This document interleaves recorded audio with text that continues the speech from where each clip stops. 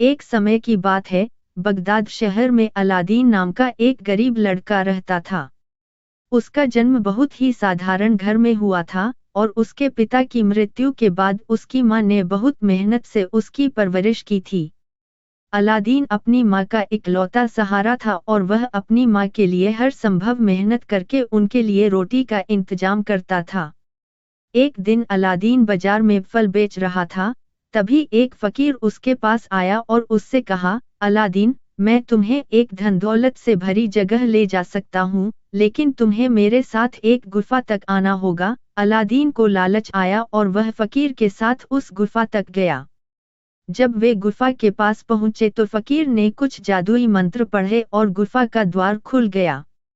फकीर ने अलादीन से कहा, इस गुफा में एक जादुई चिराग है, तुम उसे लाओ और मेरे पास ले आओ, बाकी सब सोना तुम्हारा होगा। अलादीन ने फकीर की बात मानी और गुफा में प्रवेश किया।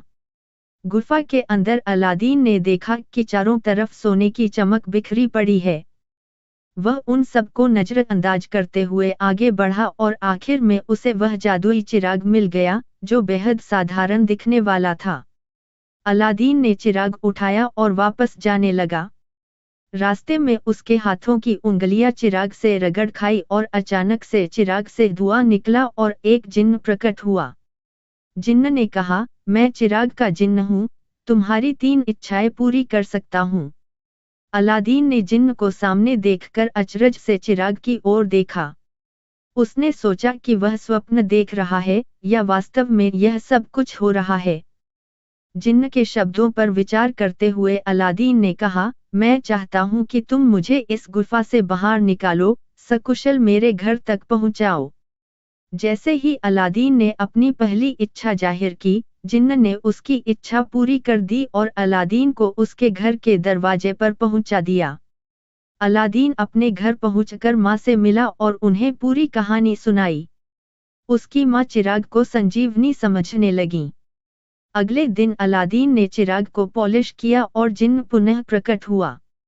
अलादीन ने अपनी दूसरी इच्छा बताई, मैं चाहता हूँ कि तुम मेरी माँ और मुझे एक ऐसा महल दो जो इस दुनिया में सबसे भव्य हो। जिन्न ने फिर से उसकी इच्छा पूरी की और एक शानदार महल उपस्थित कर दिया।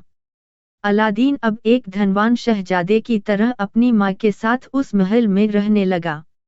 उसकी शानो शौकत की खबर पूरे शहर में फैल गई और राजवंश भी उसकी ओर ध्यान देने लगा। इसी बीच अलादीन ने सुल्तान की बेटी जस्मीन को दिल दे बैठा। उसने जिन्न से अपनी तीसरी और आखिरी इच्छा के रूप में जस्मीन से विवाह की इच्छा प्रकट की। जिन्न ने उसकी इच्छा को साकार किया और अलादीन एक भव्य विवाह समारोह के बाद सुल्तान का दामाद बन गया। उनकी शादी में सारे शहर ने भाग लिया और यह शादी एक अद्भुत कहानी के रूप में इतिहास में दर्ज